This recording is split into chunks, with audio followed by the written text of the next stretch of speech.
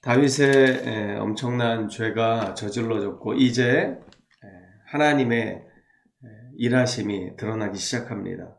오늘 12장 1절에서 6절까지는 나단 선지자를 통해서 하나님이 그 죄에 대한 다윗에 대한 고발을 시작하는 내용이 기록되어 있습니다. 나단 선지자는 직접적으로 이야기하지 않습니다. 단지 하나의 우화를 들려줍니다. 한 성읍에 두 사람이 있었고 한 사람은 부하고 한 사람은 가난했다.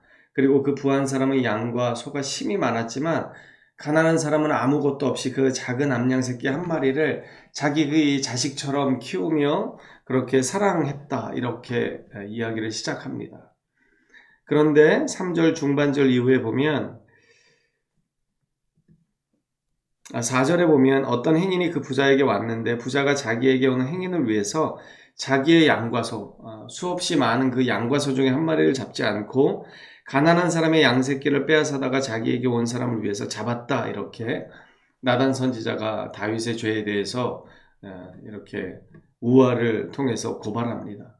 그런데 다윗의 반응이 놀랍습니다. 5절에 보십시오. 다윗이 그 사람으로 말미암아 노하여 나단에게 이르되 여호와의 살아계심을 두고 맹세하노니 이 일을 행한 그 사람은 마땅히 죽을 자라. 하나님의 살아계심을 두고 맹세합니다. 하나님이 반드시 살아계시다면 그 사람은 죽어야 한다. 이 말씀은 무엇입니까? 하나님의 살아계심을 믿어 의심치 않았던 다윗이 그러한 죄를 저지른 자는 마땅히 죽어야만 하는 자라고 고발하고 있습니다. 자신이 고발을 당하고 있지만 그것이 자신에게 행한 자신을 향한 말씀인지 전혀 깨닫지 못하고 있습니다. 우리가 11장에서 다윗의 죄에 대해서 말씀을 나누었습니다.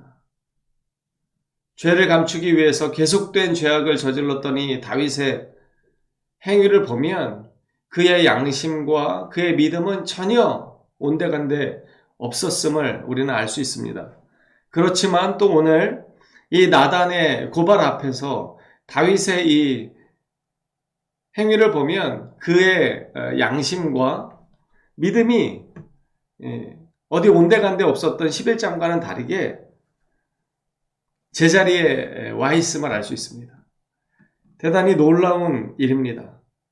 자신에게 있어서는 엄청나게 그 하나님의 잣대를 들이대지 않았던 이 다윗이 지금은 다시금 돌아와서 그것이 자신의 이야기가 아닌 것으로 착각하고 그 이야기를 들었을 때는 하나님의 살아계심을 이야기합니다. 그러면서 마땅히 죽어야만 하는 자라고 그는 분노하고 있습니다. 그리고 6절은 출애굽기 22장에 나타나 있는 하나님의 율법, 모세의 율법을 들어서 또 이야기합니다. 그가 불쌍히 여기지 아니하고 이런 일을 행하였으니 그 양새끼를 4배나 갚아 주어야 하리라 한지라. 다윗은 모르는 것이 아니었습니다. 다윗은 너무나 하나님의 율법, 모세의 율법을 잘 알고 있었던 사람이고 11장에서 그 엄청난 죄악을 저지를 때에도 마찬가지로 그는 알고 있었습니다. 하지만 그것을 자신에게 적용함에 있어서는 실패했던 것이죠. 오늘 제목이 고발당할 때입니다. 지금 누가 고발당하고 있습니까? 다윗이 고발을 당하고 있는데 그 고발당하는 당사자가 누구인지를 전혀 알지 못하고 있는 다윗의 모습입니다. 그렇기 때문에 다윗은 11장에서 자기 자신에게만큼 그렇게 하나님의 율법을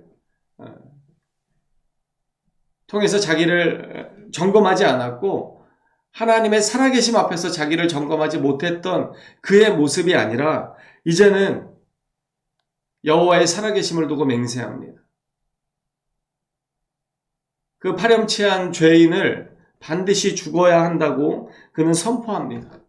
그러면서 모세의 율법을 들어서 4배나 갚아야 한다고 마땅히 모세의 율법대로 처리해야 하고 그는 그러함에도 불구하고 하나님의 살아계심 앞에서 죽어야 하는 죄인임을 그는 그의 입술을 열어서 고백합니다.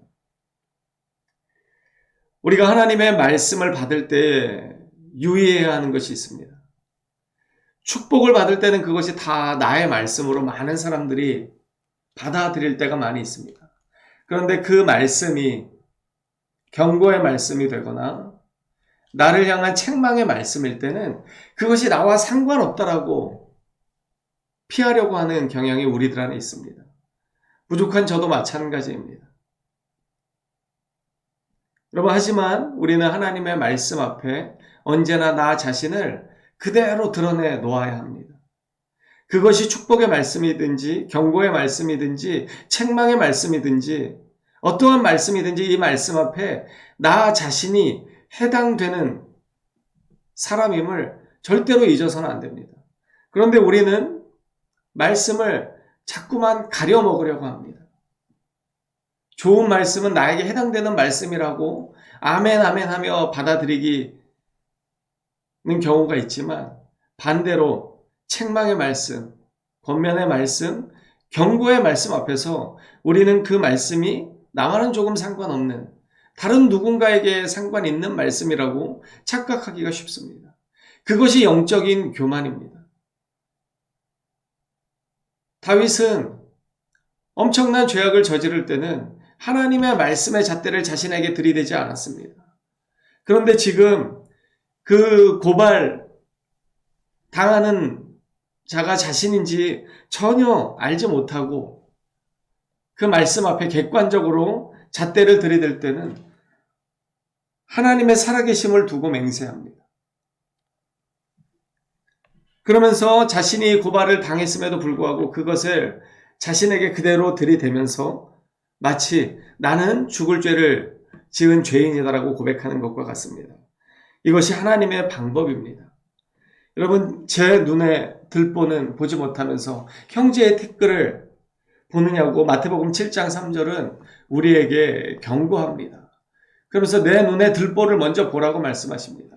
이 마태복음 7장에 보면은요, 비판에 대한 그 경고를 말씀하시면서 마태복음 7장 21절에 가면 어떠한 말씀이 있냐면요, 나더러 주여 주여 하는 자마다 다 천국에 들어갈 것이 아니라 다만 하늘에 계신 아버지의 뜻대로 행하는 자라야 들어가리라, 이렇게 말씀합니다. 그러니까 말씀 앞에 자기 자신을 온전히 드러내놓고 말씀 앞에 자신을 점검하지 않고 그렇게 살아가지 않으면 입으로만 주여 주여 떠드는 자가 된다는 사실입니다. 여러분, 잠깐이지만 다윗은 그렇게 주여 주여 입으로 주님만 찾는 자가 되었습니다. 그리고 자신을 고발하는 이 하나님의 고발 앞에서도 자신의 삶과는 전혀 무관한 것처럼 착각하고 그것에 대해서 아주 객관적인 잣대를 들어서 그를 죽어야 한다라고 말하고 있습니다. 여러분, 우리가 내일 나누겠지만 7절에 나단이 다윗에게 이렇게 이야기합니다.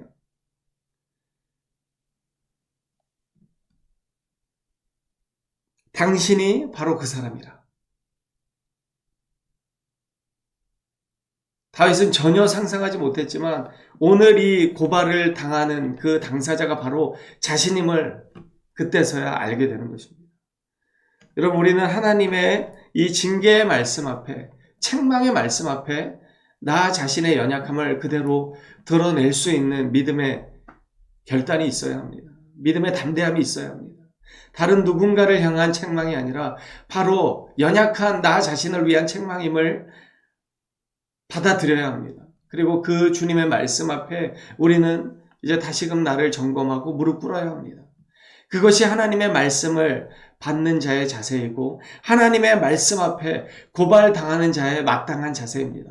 여러분, 그 고발을 당할 때 그것이 참으로 피하고 싶고 괴로운 일이긴 하지만 여러분, 그 고발당할 때 우리의 그 모습이 우리를 살려낼 것인지 아니면 하나님 앞에 더 큰 심판으로 나아갈 것인지를 결정짓는 것임을 잊어서는 안 됩니다. 여러분, 오늘 하나님이 우리에게 책망하십니다. 너의 죄는 무엇인가 책망하실 때 겸손히 나 자신을 뒤돌아보고 주님 앞에 겸손히 나의 죄를 고백하는 은혜가 있게 되기를 소망합니다.